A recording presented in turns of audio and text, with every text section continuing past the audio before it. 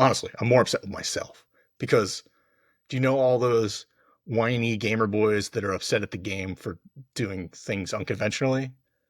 Am I one of those boys? Is it me?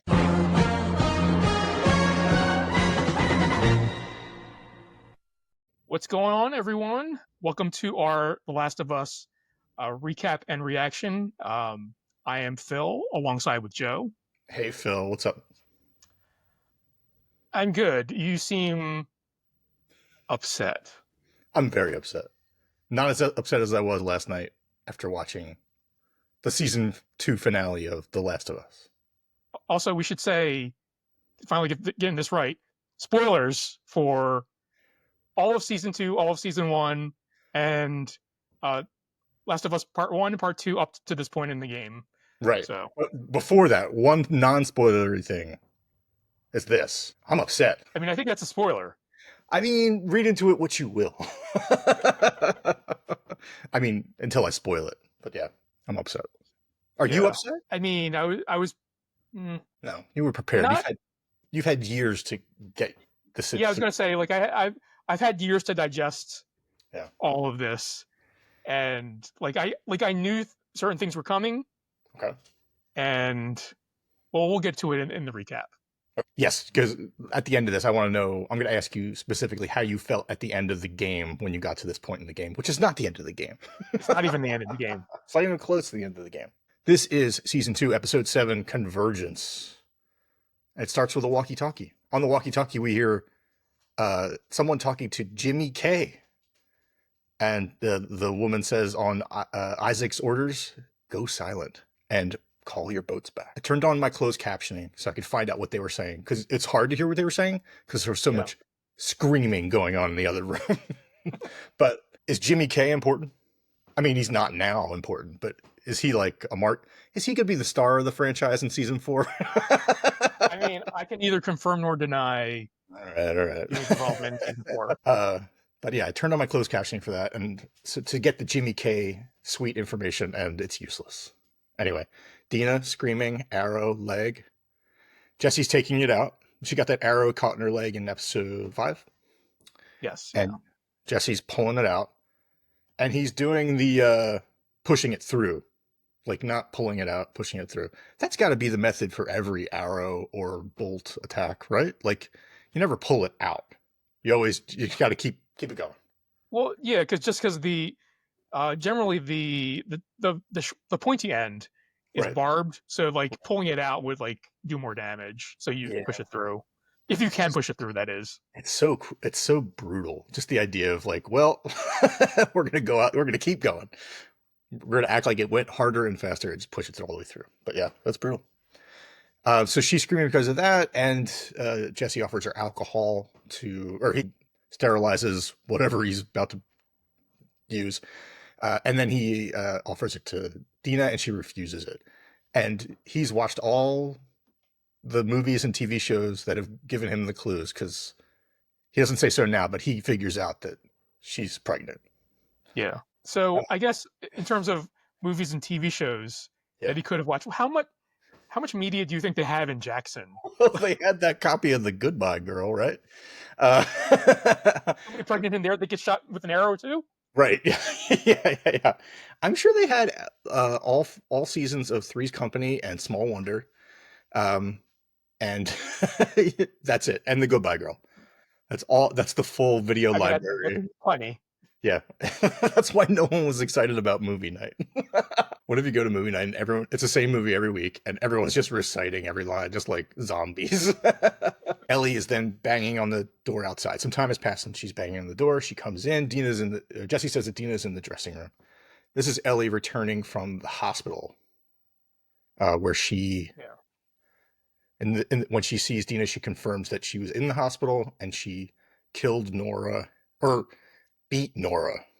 Yes. They're careful to say she left her alive, even though she was going to turn, and she got some information out of her about where Abby is. 2 words, wheel and whale, which I don't remember that part of the episode, but they could have had that exchange, and I was just overwhelmed by what Ellie was doing. Do we actually hear wheel and whale?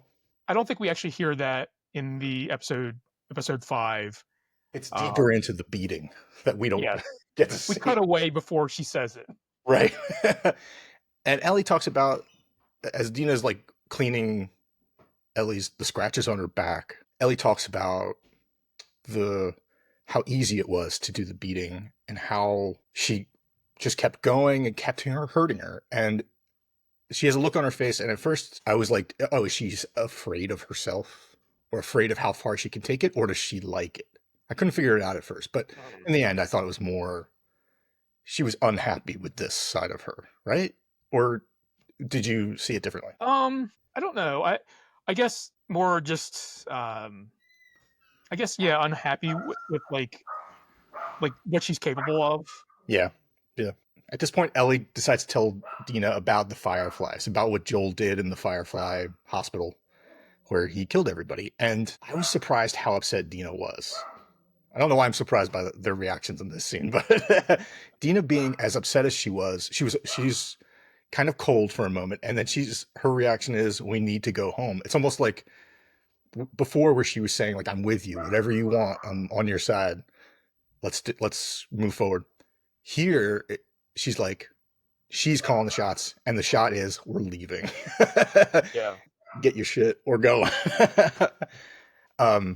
Which was good. But then she is cold the rest of the episode to Ellie, even though they don't share much more time. Yeah. So do you think, because I forget which episode it was, when Dina recounts the story of like her mom and her sister, Sure. getting killed, like she said, I would hunt down that guy like forever, basically. Right. Now confronted with, and I think in that scene she says it doesn't matter what Joel did. She does say that, yeah. But turns out it kind of does matter what he did, right? As long as he didn't kill her father and several other. He didn't murder probably like 30 people. 30-ish. Yeah, you could definitely see that Dina was kind of putting herself. She could sympathize with Abby's mission and what Abby eventually did. And will that mean bad things for her and Ellie? Who can tell, because of how this episode ends, but we'll get there. It's daytime now, and it says Seattle at the bottom, Seattle day 3. And I'm having trouble keeping track of it all because, like, we got a day 1 when Isaac first came to Seattle. Like, that was his day 1, or I don't know. They've been doing the whole day 1, day 2, day 3 thing throughout the season. This one's important here because it means the girls have been there for 3 days. And it'll be important later as the last scene of the show goes back to day 1. Anyway, Seattle day 3. They're packing, and they're going to meet with Tommy. Dina's going to stay behind and barricade the doors. Dina gives Ellie her good luck bracelet. I don't remember seeing this bracelet or seeing it mentioned at all in the series before this. I don't remember seeing it later in the show. Like, does it block a bullet or something? I don't know. Well, definitely didn't block that crossbow bolt. It sure didn't. Or maybe it was going to hit her heart, but it deflected it into her leg. That's very true. That's very true. But it will play a role later on, or else this is just bad writing.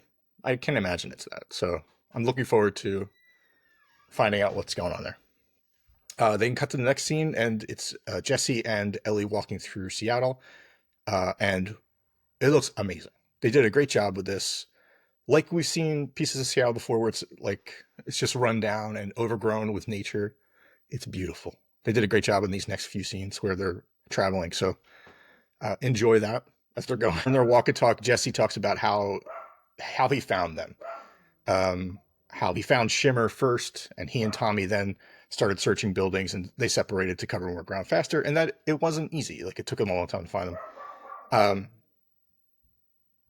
And then, I mean, how does he get the pregnancy news out of Ellie? What does he say exactly? Well, I think he knows Dina well enough that knows like that there's something odd about it, because first she said, I can't die, not that I don't want to die. Right.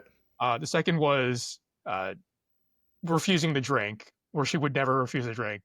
So he kind of puts it together in his head, and then like mentions to Ellie that he knows she's pregnant, but he really doesn't know that. He's guessing that she's pregnant, Right. but Ellie confirms it. He's sort of like speculating out loud with confidence, like, I'm Yeah. not an idiot. I can see what's going on here. And he's like, oh, or she's like, oh my gosh, you got it. Or, I can't believe you guessed it. And he's like, what? So yeah, I mean, it's good that he knows, and it lights a fire under him for sure. Like he was already kind of angry with Ellie or like short with Ellie. Now he's like, we got to get out of here. Like he's on a mission now, which is good. Yeah. He says to her, skip the apologies. Let's find Tommy. Because Ellie is grateful that he's there. And sorry about the whole situation, about what's going on. This was very quick, but they see a mural of the Seraphites leader with the feel her love written above it, but it's a different face. Yeah. And Ellie says, there were more than one of them? And he's like, I don't know what you're talking about. They don't have time to mess with it because it starts to rain and they have to take cover. Then there's this scene where they hide as WLF members are chasing a Seraphite kid into the area where they are. And they're going to kill the kid. And Ellie wants to stop them, but Jesse stops her from stopping them. This begins as sort of like, watch out for yourself, over doing the greater good or helping everybody. You can't help everybody sort of situation. I wrote down in my notes, it's doing the right thing versus the safe thing. Jesse's very much playing it safe. He says this is not our war between these two people, these two groups. And he doesn't want to get involved. He just wants to get out of there. And they have a conversation later on about, it might be here actually, about community, like why he's loyal to the community in Jackson. The whole episode, they're talking about this, actually. Yeah. It's very interesting. I'm so frustrated with Ellie right now, though. So I don't even know. Anyway, they don't understand each other. I think that's a good point. Or she doesn't understand him at this point. She's like, why don't you want to save this kid? How can you let this kid just die? And he's like, I got other things I have to worry about. Anyway, Costco. Yeah, I was surprised at the product placement there. Yeah. Costco. Remember Costco? We want to buy some airtime on your show. What shocked me was that they're in a Costco parking lot, and they show the Costco, and their tents all outside the parking lot and everything, and they're not even set up in the Costco. Like the scene we get to see is Isaac and one of his sergeants or whatever, generals, whatever, inside a tent. So we get that Costco parking lot, or we get the Costco building, but they're not even inside. They don't even bother going in. I don't know why. The deals are outrageous. I mean, maybe they don't have a membership, actually. That's perfect. They go up to the door and they're like, you get a scan right here. They don't want to pay the fees. I mean, it is like $60 a year, right? Right, yeah. It's stocked. Like they got everything, but nah, I can't pay those fees. They're working in the tents. His soldier reports, what is this woman? Is she a person that we know? Is she the person? Okay. So she was the person who sent her son into the hospital, like B1 and B2. Right. Okay. So she's reporting to Isaac here, and she's saying things along the lines of, she gives him information like, the storm, it's getting worse, and there's a big storm outside. And he asks her if there's any word on Abby. And they have a conversation about Abby and her crew. Her crew has all disappeared. Owen's gone missing. Mel's gone missing. Abby is missing. And you know who's not missing, though? My man, Manny. Manny. Still up in that tower. Pissing off the edge. Keeping a close eye on that. He's like, it's raining and lightning. Can I come down now? Isaac really loves Abby. We don't see them ever interact in this show yet. We have to in season 3. But he sees her as the future of WLF. And he actually calls out the rest of the soldiers as sheep. He says, even we call ourselves wolves, but they're sheep. I mean, he says it more eloquently than that. Yeah. And he really sees Abby as the future because for whatever reason. I mean, we've seen her in 2 episodes, and we've seen enough reasons to think she could be the future. Actually, that fence scene was not a good leader scene, but whatever, it's fine. We've all fallen to fences at one point or another in our lives. He said, but he's adamant. He's like, it was supposed to be Abby. And then the woman says, but it isn't, so maybe it wasn't. Anyway, Jesse and Ellie reach the rendezvous, but Tommy's not there yet. It's a bookstore. So Ellie takes a moment to grab a baby book. She grabs the monster at the end of this book, starring Grover. Have you ever read that book? I mean, I probably had it read to me. Sure. I mean, it's great. It's a classic. And it's got a big twist at the end, just like all these episodes. So that's good. This is where Jesse and Ellie have the conversation about love. Ellie feels bad. She feels like she took Dina from Jesse, but that's not true. Jesse confirms that he does love her, love Dina, but that he's not in love with her the same way that Ellie is. And he talks about a girl that came through town years ago and who he did love. And he had a chance to be with her, but instead he decided to stay loyal to his community. That's tough. Jesse's a good guy. It's a shame what happens. Yeah.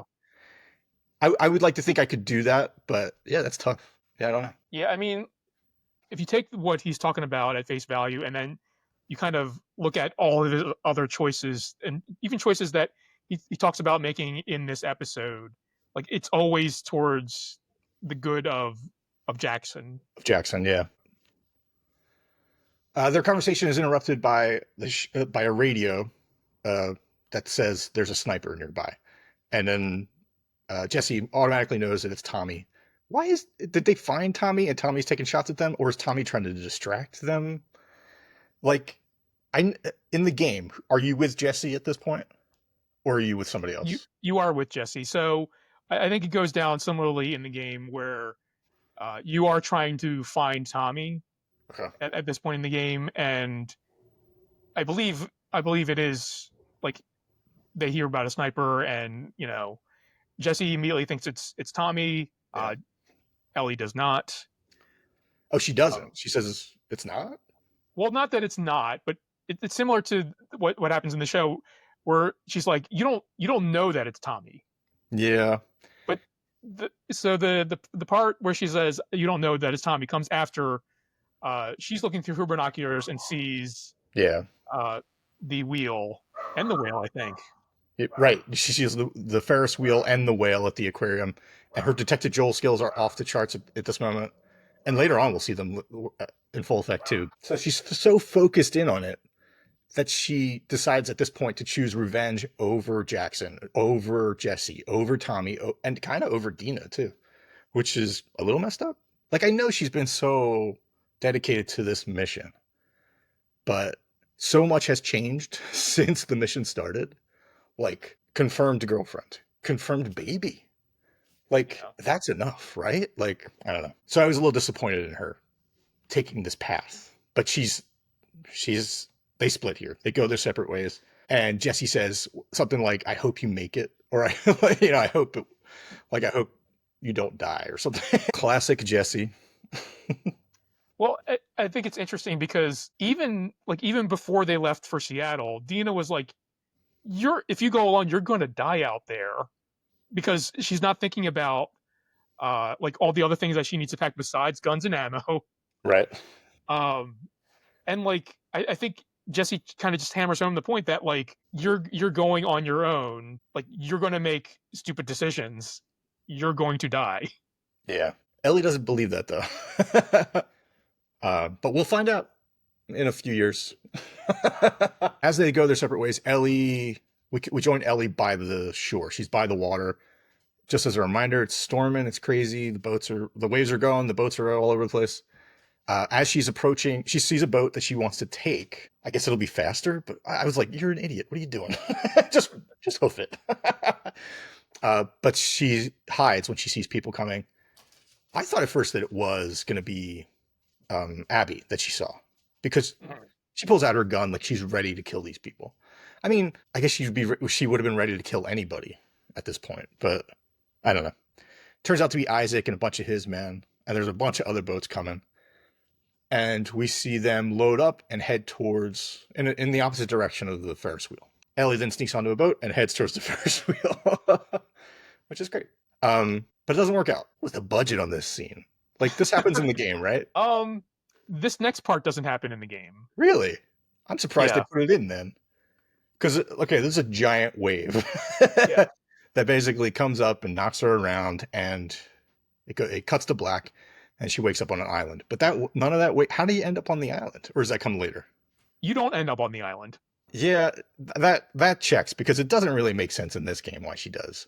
Like, I know she ends up on the island so we can find out what's on the island, and what's there is a creepy child.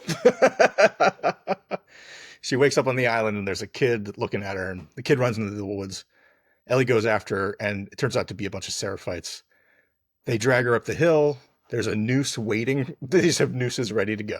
There's just like, take her to the noose down on Oak Street. You know, there's a noose ready to go, and they're ready to kill her the way that we saw the guy killed in, I think it was episode 5.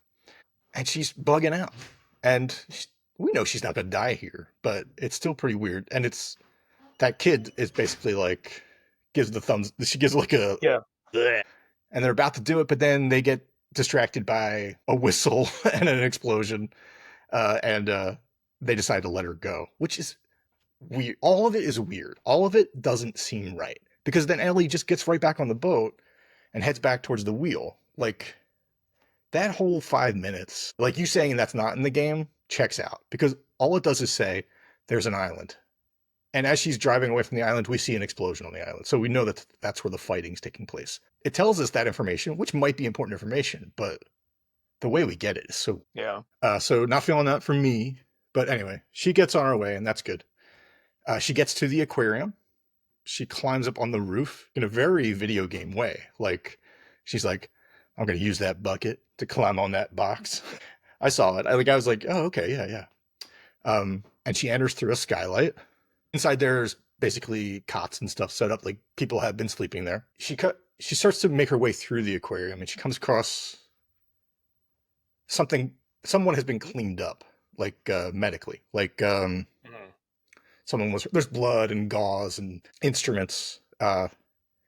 It's unclear. Even at the end of this episode, it's unclear what went on in there. Like, we don't get clues as to who was hurt and who was fixed and who fixed them up. But there are 2 people in this building. She continues to make her way through, and she comes upon Mel and Owen, who are talking about Abby and if they should follow her. They're debating it. My dog says no. Or yes. I don't understand dog. I just know that he's passionate. So not only we've seen discontent within the WLF members, but there's discontent within this core group. I mean, you kind of got that vibe early on too. Like, they didn't even want to go with her back. Like, they talked her out of going to chase Joel immediately. Yeah. And they went with her 5 years later, but none of them were into it. None of them thought it was a great idea. They all thought it was a dumb thing to do. And it still feels like they're still going to do it. And they say something along the lines of, I'm only doing it because it's Abby. So, like, Abby must have, like, saved them, or I don't know. Like, they owe her. I guess we'll find out. So she comes upon Mel and Owen, who are having that conversation about if they should follow Abby. Mel doesn't want to. Owen feels like he has to. That's the impression I got. All right, so before they can finish, Ellie comes in, and she wants the information from them. She basically just wants to know where Abby is. And Owen's like, don't tell her, she's going to kill us anyway. And Ellie says, I won't do that because I'm not like you. And which is weird, because they didn't kill her. But yes. Yeah. I mean, everyone in the room looked at each other like, wait a second. It's great because Ellie is going to use the map trick on them that she learned from Joel about how each of you is going to point at this separately, and we're going to, if you're lying, if it doesn't match up, then I'm going to kill you. Or basically, you know that. Yeah. Joel's classic map trip. And they don't even get a chance to do it, because Owen tries to pull a gun. Ellie shoots. Does she shoot once or twice? I think she only shot the once. Like, it goes... I don't even know if it was intentional. Oh, really? I thought it Yes. was like she Well, saw I him. think it was more of like a reaction than like Sure. I want to kill you. Yeah, I could see that. Anyway, it goes through Owen. We find out it went through Mel's neck and it hits the wall because Mel turns around like you see a bullet hole in the wall. Owen's dead. Mel falls. She's bleeding and she tells Ellie to come over. And I've never seen this in a TV or movie before, but she says, "Cut that baby out of me." We find out when she's on the floor that Mel is pregnant, which is crazy. And she wants the baby taken out of her. And Ellie's like, I don't know how to do that. Ellie's panicking. She feels terrible. And Mel's trying to walk her through it, but she's dying fast. And this could have been a moment of like, for Ellie, like this is a turning point for her almost, or it could be. I don't know. She could be dead in 5 minutes. This is a turning point for her where she could have taken this child and raised it as her own and done the right thing. Do you know what I mean? Like this could have changed her forever. Yeah, I think so. This part is not in the game. Okay. Like Okay. the Mel like asking Abby to like save her baby basically Is is Mel not, pregnant in the game? Mel is pregnant, but you don't find that out until after she dies. Oh, jeez. This the version of the game, the version in the show is way more messed up. It's pretty messed up. But as messed up as it would have been, I would have loved if Ellie had walked away with this situation with a baby and had to like then become Joel to Ellie, like, you know, the wolf and cub. Yeah. It would have been, I mean, I think we were headed that way anyway, like where she would have been, she would have had her own cub at some point, but well, no So spoilers. I think it's actually interesting. Like, so Ellie kind of freezes in this moment. Mel is like, "Cut my baby out of me," and Ellie's like, "I don't know how." And she's like, "How deep do you go?" That's Mel a says, question. Deep. "Mel says deeper than you think," No. I'm not which is doing like, well, how? Like, I don't know what that means. Like, it. I Yeah. don't know what that means. Ellie doesn't know what that means. Yeah. But like, she doesn't do anything basically. Yeah. She like pulls the shirt back over too. Like, yeah, it's so sad. Because Yeah. like she's afraid and she makes a choice. Yeah. So, just a little for future reference, in case you ever come across this situation, which you know, maybe not. Um, the baby's dead anyway. The baby is going to die. Like not necessarily like if you do nothing, the baby's going to die. Oh, is this Basically, in real life you're talking about? in real life, yeah. If you do nothing, the baby will die. Right. If you cut, like if you happen to do a like a like a cesarean section, like Yeah. if you don't know how to do it and you actually do it, the baby might live, but the baby might also die. Yeah. But like to be frozen in that moment, the baby's gonna die. Like the baby's already dead, so you might as well Yeah. do something. Yeah. You might as well try. Yeah, Yeah. but Ellie does not. Yeah. Ellie's kind of freezes up next to the body there because Mel now dies and baby is still inside. Tommy and Jesse then come in. So they have come back to get her as opposed to just going back to the theater. And they're all shocked. They're all like, whoa. Even as they're leaving, Jesse looks back and like, what the hell happened here? But they head back to the theater. Later on, we see them working on a plan to head home. And Tommy tries to reassure Ellie. He says they were part of it too. Like he's kind of saying they also deserve to die, which is debatable. I mean, Ellie obviously feels bad, but her response is, but Abby gets to live. It was just all kinds of messed up. Like, I don't know. Tommy leaves to go pack some duffels, and then Ellie and Jesse talk. And she says, "Thank you for coming back." And he says, "Oh, maybe Tommy made me come back." Which was my first thought too. I was like, "Oh, maybe they voted." And Tommy's like, "I have 2 votes."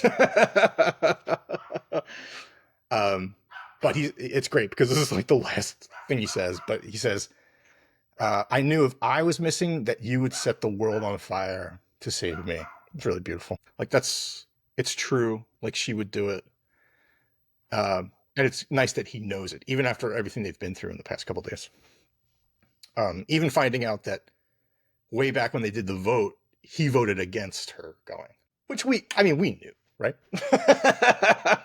Well, I forget what was it like 3 to whatever. Like Yeah, 3 there to were 8. 3 yes votes, Yeah, and I know we had talked about it in that episode. yeah, We're like, who said yes, and like I think Jesse was like we didn't know. yeah. Like we thought he might have been just because they're friends, I guess. Sure, but I wish we knew the rest of the people on the board because it was like Tommy, Jesse, Maria, and a bunch of people. Yeah. Like if we had been able to actually like narrow it down, it would have been fun. The two hear a commotion out in the lobby. Right, this all takes place in the amphitheater of the stage area. They hear a commotion in the lobby where Tommy is. They burst through the door, and just like that, Jesse's dead, shot and killed on the ground. Same in the game. Exactly the same in the game. So like, So upsetting. Did you like? Can you pause it? Can you grieve for a moment? here's the thing though. Like I knew that from the game that Jesse was not making it out of Seattle. I could not remember how or when. So the entire episode, I was like, "Is it now? Is it now?" And then once they were in the theater, I was like, "Oh wait, no, I remember exactly how he dies." It's like in Captain Marvel where Nick Fury has two eyes, and the whole time he's like getting like he's like, "Oh man, what you watch where you going that thing?" You're just waiting for his eye to come out. So yeah, like it is exactly like that in the game. Jesse and Ellie rush out to the lobby area, and Jesse is unceremoniously killed. It's crazy. He drops, then you see a gun pointed at Tommy, who's also on the ground. Ellie's hiding behind like a desk or podium or whatever. And it turns out to be Abby, who looks terrifying. I know people have been like, "Oh, Caitlin Deaver's too small. She doesn't have guns. Like she's not strong." She looked scary as hell in this scene. I loved it. It was so good. And she basically tells Ellie to come out, and Ellie throws her gun and comes out, and Ellie is scared, and she says, "Don't kill Tommy." And Abby says, "He killed all my friends." And Ellie right away is just like, "He didn't do it. I did." And Abby is shocked. She's like, she's shocked because she recognizes that it's Ellie. And she says, "I let you live and you wasted it." And then shoots her and kills her. She's dead. That's how Ellie dies. Unconfirmed. We hear her screaming, "No, no, no, no, no, no." And then it cuts to black. Is it like that in the game? It is mostly like that in the game, yes. All right. Do we then start up the second part of the game where we follow Abby? Well, I mean, I was surprised that days 1 through 3 were all a dream. It was all Abby's fever dream. It was all a dream. She does. Oh, she's like that girl in Jackson. She was in my dream. Like, and then Nora was like, "Me too." But yes, I haven't played through this part of the game in a while. You do go back to Seattle day 1 though. All right. So yeah, so we don't get day 1 right away. But yeah, we do get, but it does say day 1. But it starts with a banging on a door. Manny comes in. We get another Manny sighting. He's down from the tower for day 1. He comes up he wakes up Ellie. It says Isaac's looking for her. And then we see her walking down the hall in I know we'll get to it in a minute, but the most video game third person walk I've seen in a while.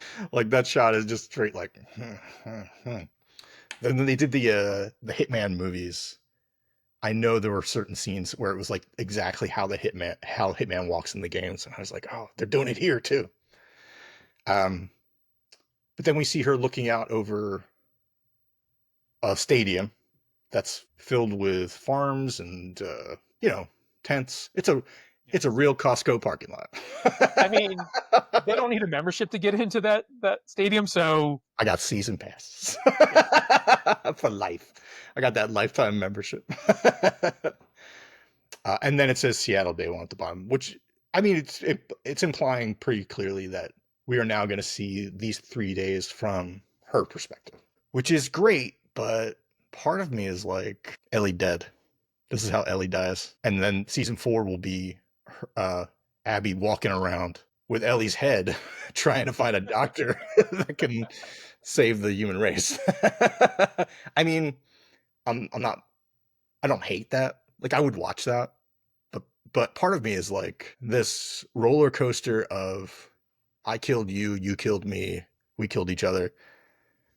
I get it. I get that's what they're doing, but who are we supposed to connect with if they're just gonna keep dying? Ah, I mean, I think it's an interesting question. So in the game, it plays out more or less like the show does this second season. I mean, with a few differences here and there, obviously. So we saw, this stuff in Jackson. Then Ellie and Dina go to Seattle. Seattle's day 1, 2, 3. We ended with the confrontation in the theater. mhm. Does it cut to black the way in a similar way? I don't recall, but it probably is very similar. And then we have season 3, which I can't. I don't know. I don't want to say too much. We're gonna do another episode where we talk about what could be. I wish we could get into spoilers, but we can't. But it'll be non-spoiler for the future. But we'll talk about that because honestly, a season of her walking around with a human head as it slowly decays, she's like, and it's a ticking clock. It's like I've been putting this on ice, but ice doesn't really exist so much anymore. I would watch that show anyway. That's the finale. Then it goes to black. Overall, I was going to ask you. So you were upset with Ellie? No, I'm more upset with the show. Here, honestly, I'm more upset with myself because do you know all those whiny gamer boys that are upset at the game for doing things unconventionally? Am I one of those boys?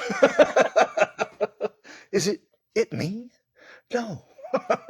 I'm upset at myself because I'm upset with them potentially killing Ellie here. I just want resolution, but I realize, is it resolution for Ellie or resolution for Abby? And my answer of what I want might be different at the end of season 3. But for 2 seasons, I've been on the Ellie bandwagon, and anyway. But as time the more I goes on since last night, I'm like, oh, if she died, that's pretty brave TV. Do you know what I mean? And it certainly is well, where does the show go then? Well, I mean, certainly the game doesn't go much further, but I don't know. We'll talk about it next time. But we will talk about it in I'm more mad at the show and myself. That's who I'm mad at. I'm not mad at Ellie. I mean, I'm going on and on, but there are reasons to be mad at Ellie. She's been making some weird choices, but yeah, it's more me. It's my fault. Did you enjoy this episode? I mean, I thought it was a good episode. Enjoy. I feel like, especially in The Last of Us, with the way that they put characters that you care about in situations where there is not even necessarily a good choice. Yeah. And the choices that they make, you don't necessarily agree with. Yeah, that's true. You wish they would make different choices, and they don't. Even having played through the game, yeah, knowing what choices they make, you're like, you wish they would make different choices. Do better this time. But they don't. Even as you're making the choices for them in the game, you're like, come on, can we do anything else here? Can we not go there? So I enjoy I don't I thought it was interesting television. I thought it was good television. Yeah. Do I enjoy it? Is a weird. I don't know. Yeah. Well, we will talk about it more next time. But I have a few questions before we go.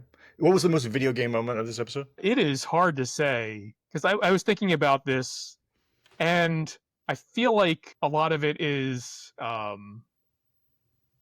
not gameplay. So yeah. Although now that I think about it, probably the most video game section of this episode is Ellie on the boat on the way to the aquarium. Oh, really? Because you have to navigate to the aquarium. What a mess! That would be a mess. So for people watching this years in the future, the second season of Andor just came out, it has since ended, but it played this past month. And in the first episode, we get to see him. We see Andor pilot a experimental TIE fighter that he doesn't know how to work. And I was like, I finally feel seen. This is how it would be like if I tried to drive one of those. But yeah, or if I tried to drive a boat, like I would certainly crash on an island I wasn't supposed to. I guess that makes a lot more sense now. Okay. If you had to die in this episode, how would you want to die? Who do we got? We got through the door, like Jesse, just boom, dead. Who else? Who else dies here? I mean, Owen and Mel. Yeah. Oh, Mel's baby, maybe. Let's go with those 4. Pick those 4. How would you like to die?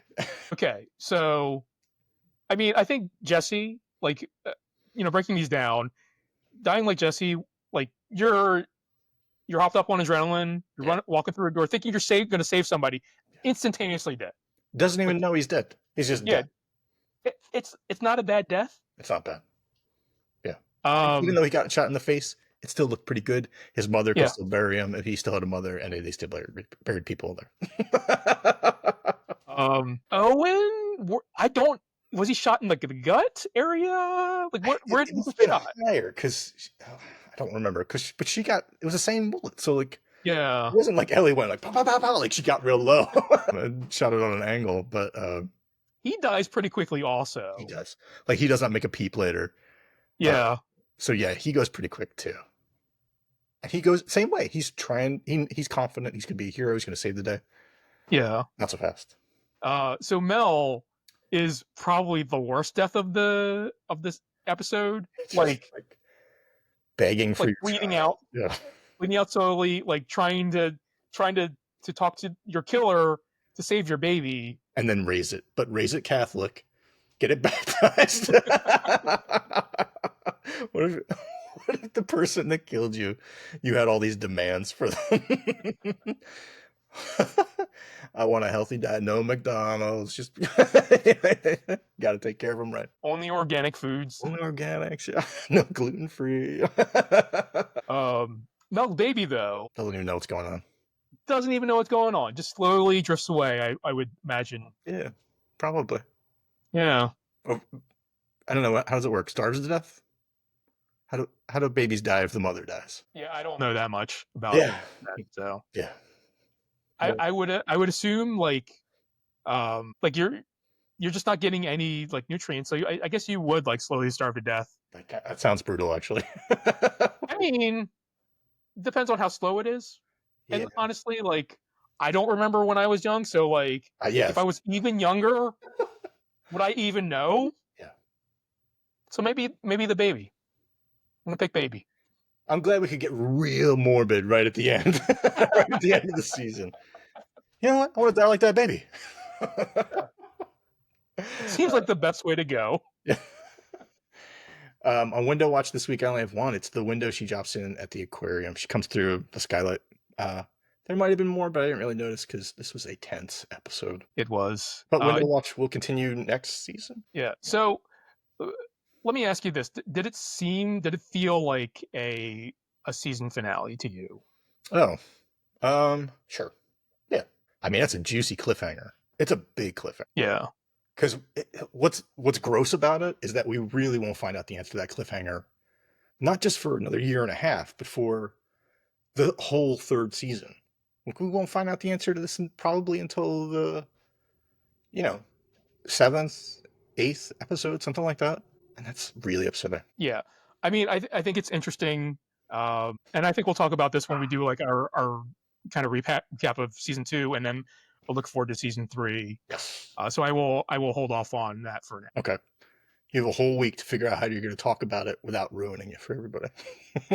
Yeah, that's one of the big problems with doing these podcast episodes, having played the game, so I know potentially where it's going, and not wanting to spoil it for people, to have people kind of experience it for the first time on their own. Well, I'm going to ask you questions like, what's the over/under on what we're going to, if we're going to see Joel next season at all in a flashback?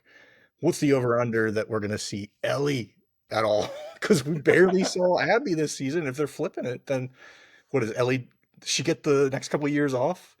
And she comes back and she's 27 years old. And we're like, and she's like 3 feet taller.